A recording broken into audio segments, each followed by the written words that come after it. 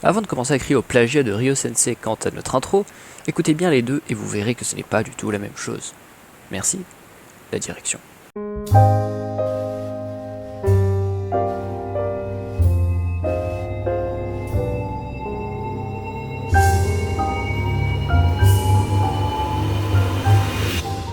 Wesh la street, bien ou quoi? Comme vous l'avez remarqué, Barbe Noire est sujet à de nombreuses théories, toutes plus farfelues les unes que les autres. Et moi-même, j'en ai déjà fait une. D'ailleurs, allez la checker, ça me ferait très plaisir. Mais toutes ces théories ne me paraissent pas plausibles du tout. Bien que je ne réfute en aucun cas ma propre théorie qui montre Barbe Noire comme étant bipolaire, je pense avoir découvert la théorie ultime. Bon, après, je ne m'appelle pas Eiichiro Oda et je ne peux donc malheureusement pas affirmer détenir la vérité vraie. Mais je fais tout pour m'en approcher le plus. Avant de rentrer dans le cœur de la théorie, je vais démonter vite fait bien fait la théorie du Cerbère. Cerbère est un chien à 3 têtes de la mythologie grecque et romaine. La théorie disant que Barbe Noire a mangé ce fruit et qu'il a donc en réalité 3 fruits est illogique. En effet, le Cerbère a 3 têtes mais une seule âme, et on sait que c'est sur l'âme que les fruits du démon viennent se greffer, donc cette théorie est déjà HS. Mais je vais aller jusqu'à un chaos total. Même si le Cerbère avait 3 âmes, Barbe Noire lui n'en a qu'une, et comme son âme est occupée par le Cerbère, il fait comment pour loger les autres humains? Non mais parce que le fruit du démon donne les capacités d'une chose, mais une âme n'est en aucun cas une capacité. Sinon le mec qui a le fruit du démon du chat est assuré de vivre 9 fois, puisqu'on dit que les chats ont 9 vies, et le mec qui a le fruit de l'hydre est assuré d'avoir autant de fruits du démon qu'il n'a de tête, c'est-à-dire autant qu'il veut.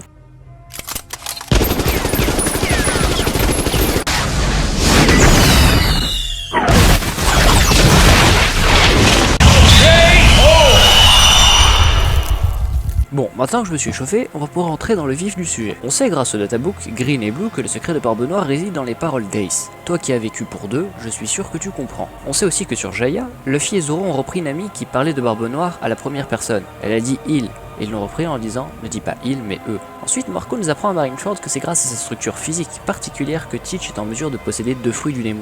Enfin, on nous apprend dans le manga que manger 2 fruits du démon mènerait à une implosion du corps, puisque ces derniers squattent l'âme de leur porteur, et que tout être normalement constitué n'en possède qu'une. Après cette exposition de faits irréfutables, nous allons étudier 2 cas possibles. Tout d'abord, commençons par le moins probable. L'idée que l'on imploserait si on mangerait 2 fruits du démon nous est présentée comme étant une légende, et non comme une vérité absolue, ce qui peut nous laisser penser qu'il est en réalité possible de manger 2 fruits du démon. Mais là où ça me gêne, c'est que si c'était possible, la marine l'aurait su grâce aux travaux du docteur Vegapunk, et le Yonkou, qui sont pour certains très tarés, auraient eux-mêmes fait leurs propres expériences sur leurs sous-fifres. De plus, Teach avait planifié son ascension depuis bien trop longtemps pour mourir comme ça sur un coup de tête. Il devait forcément avoir un minimum d'assurance. Les plus perspicaces d'entre vous me diront que c'est peut-être une faculté d'Eddie que d'avoir plusieurs âmes. Et à cela, je vous dirai que c'est possible, et qu'alors cela expliquerait quelque chose dans le deuxième fait. Mais Luffy n'aura jamais de fruit du démon. Nous passons maintenant au cas le plus probable selon moi. Nous savons que Teach a une structure physique anormale, qui n'est pas entre guillemets seule, et qu'ensuite il faut une âme par fruit du démon. Si Barbe Noire est une chimère génétique. Mais qu'est-ce qu'une chimère génétique, me direz-vous? Alors il existe plusieurs cas de chimérisme génétique pour l'humain. Celui qui nous intéresse est le chimérisme complet. Le phénomène de chimérisme complet est extrêmement rare chez l'être humain, mais pas totalement impossible. Les chimères n'apparaissent qu'à l'occasion de grossesses gémellaires, donc lorsqu'il y a des jumeaux. Ces grossesses sont beaucoup plus fréquentes à la suite de l'utilisation de médicaments pour améliorer la fertilité. Peu après une double fécondation qui aurait dû entraîner la naissance de 2 jumeaux, il arrive que les 2 œufs se retrouvent au même endroit et fusionnent. Le développement d'un seul embryon continue normalement. Le fœtus possédera ainsi certaines parties du corps avec un génotype donné, et le reste caractérisé par un autre génotype proche mais similaire à celui d'un de proches parents. Pour vous synthétiser l'idée, les embryons ont fusionné tels Goku et Vegeta pour donner Végétaux.